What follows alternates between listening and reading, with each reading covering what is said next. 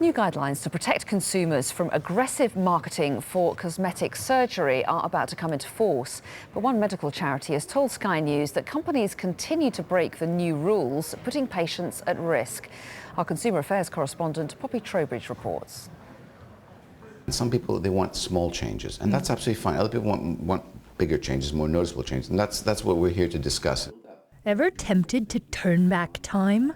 You're not alone. A record number of men and women in Britain are going under the knife. Cosmetic surgery is a business worth £3.6 billion a year.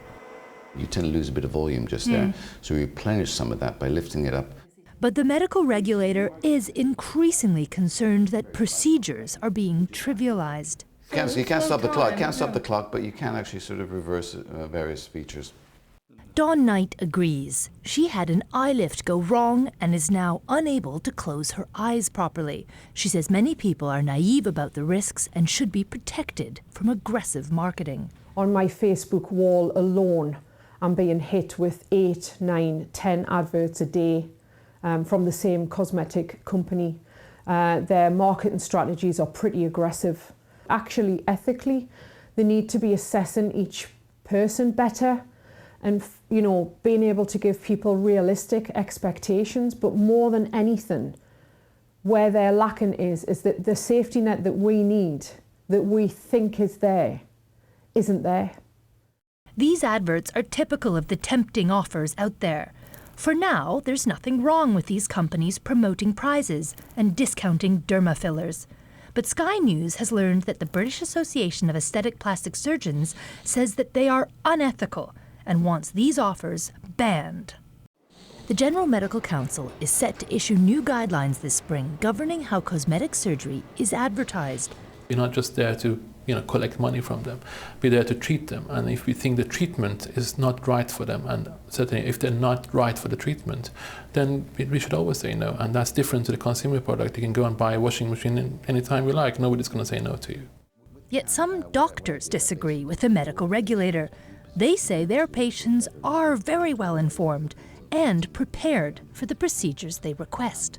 It's a journey for a lot of patients, this type of treatments and surgery. They search, they read about it, they try to talk to people about it. So it's not like on a whim. They don't do it on a whim. They don't wake up one morning and say, I want to have surgery. The fact remains that even if cosmetic procedures are becoming more commonplace, the changes are permanent. Poppy Trowbridge, Sky News. Well, let's talk to Sultan Hassan, who's a consultant plastic surgeon. He joins me now from our central London studio. A very good afternoon to you. So we are expecting new guidelines on the marketing around this industry, trying to stop this idea of discounts, of gift vouchers, of time-limited deals. The view being that they trivialise serious procedures, concerns that they're seen as being unscrupulous. Do you agree that that kind of tightening up is needed? Wholeheartedly. We have been looking for the government, the General Medical Council, to strengthen regulation around this industry, because at the end of the day, patient safety is key, and there are so many unscrupulous practices, activities such as the type of advertising that you've mentioned, that really have no place in a modern healthcare system. On the and patients are issue, at risk. apologies for interrupting, on the issue of marketing and advertising, how effective would new guidelines like this be, given that it is now a global industry, isn't it? And if people are advertising online, they might be advertising from another country, which might be offering cheaper deals than you can get in this country. It'd be very hard to control, wouldn't it? It is difficult to control. All we can do as accredited plastic surgeons in the UK, and all we can do as people that are involved in looking after patients and trying to achieve the best results in our patients, and to make sure that we look at patients in the whole, to make sure that we're looking at their psychological and emotional well-being as well as what they're asking for, because patients are seeing whether it's a celebrity that's talking about a treatment that she's had or he's had, or it's one of their friends or family members.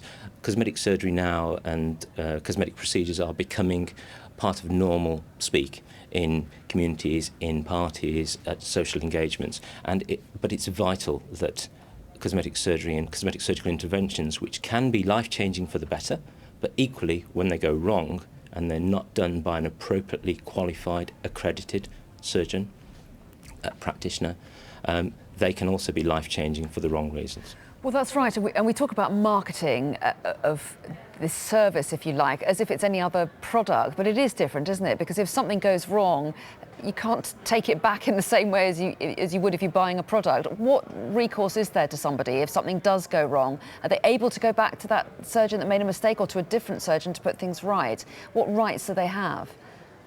At the end of the day, a doctor has an obligation to his or her patients, and that's the ultimate obligation that we all have as doctors in good medical standing. And we are governed by our own ethical principles, but also by guidance that's laid down in by the GMC, called good medical practice. And so you have an obligation to your patient to try and do the best for your patient.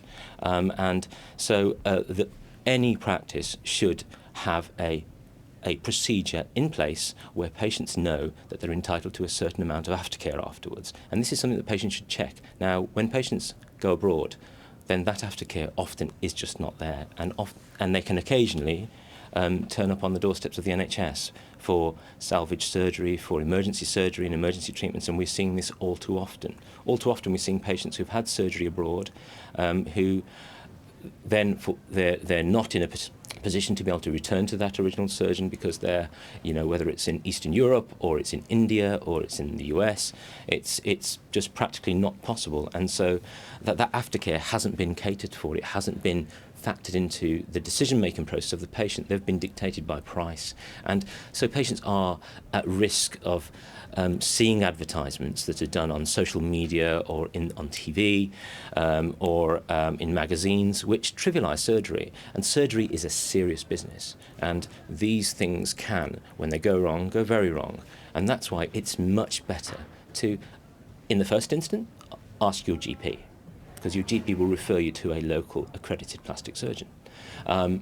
Failing that, do your research. Ensure the GP is on the GMC specialist register for plastic surgery, which means that they've at least achieved a minimum standard.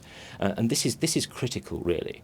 And all too often patients are going to companies where they fly in surgeons from Europe who come into the UK, operate on patients, and then they go back to their original country. So that aftercare isn't available as easily as it is if you go to a local UK-based, UK-insured, accredited consultant surgeon. OK, Sultan Hassan, very interesting to talk to you. Thanks very much indeed.